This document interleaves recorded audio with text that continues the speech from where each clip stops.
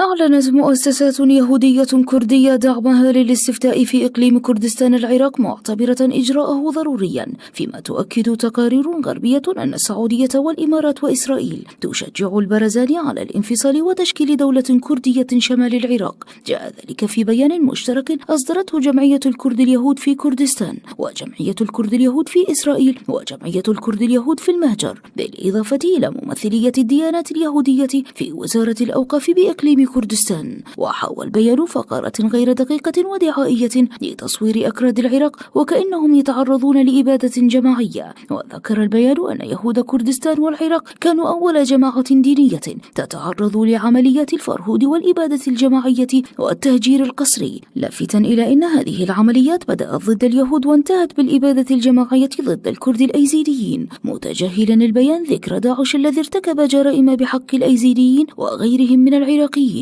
وأكدت مؤسسة الكرد اليهود في كردستان والمهجر وإسرائيل أنها تساند بقوة استفتاء الاستقلال، داعية الشخصيات والأطراف السياسية والاجتماعية إلى المشاركة القوية والتصويت بنعم لاستقلال كردستان وتشكيل دولة على غرار دولة إسرائيل التي ضمت اليهود، ولضمان العيش في وطن آمن ومستقر لأجيالنا القادمة. وحسب مزاعم البيان وبحسب وزارة الأوقاف في كردستان العراق، هناك نحو 400 عائلة يهودية كردية تنتشر في معظم المدن في الإقليم، في حين يقدر عدد الكرد اليهود في إسرائيل بأكثر من 150 ألف نسمة يعملون في الجيش والمخابرات الإسرائيلية. وكانت الأحزاب الكردية عقدت اجتماعا في 7 من يوليو حزيران 2017 ترأسه رئيس إقليم كردستان مسعود البرزاني وسط مقاطعة بعض القوى السياسية، اتفق فيه على إجراء الاستفتاء الشعبي على مصير الإقليم في 25 من سبتمبر أيلول المقبل. كما اتفق أيضا على إجراء الانتخابات البرلمانية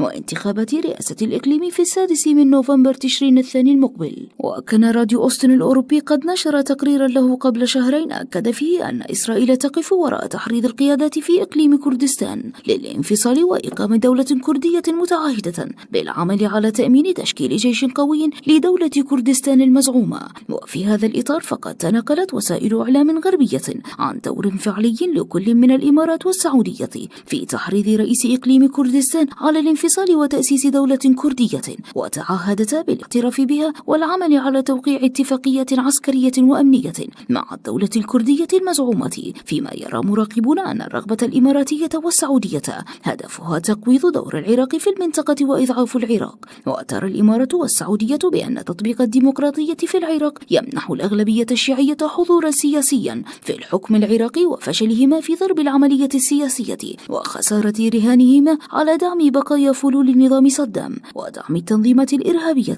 التي شكلها فلول النظام البعثي في العراق طوال السنوات السابقة منذ سقوط نظام صدام عام 2003. وتعززت قناعة الإمارات والسعودية وتشاركت معها كل من البحرين وقطر بتقويض الحكم العراقي بعد تحول الحشد الشعبي إلى قوة عسكرية ضاربة استطاع أن يغير المعادلة في مواجهة تنظيم داعش خلال السنوات الثلاث بالمشاركة مع قوات الجيش والشرطة الاتحادية. وترى فيه هذه الدول قوة عسكرية شيعية ضاربة تهدد دول الإقليم السني بالرغم من ضم قوات الحشد الشعبي، فصائل سنية تصل أعدادهم إلى نحو 30 ألف عنصر سني من مجموع 100 ألف عنصر يضمهم الحشد الشعبي.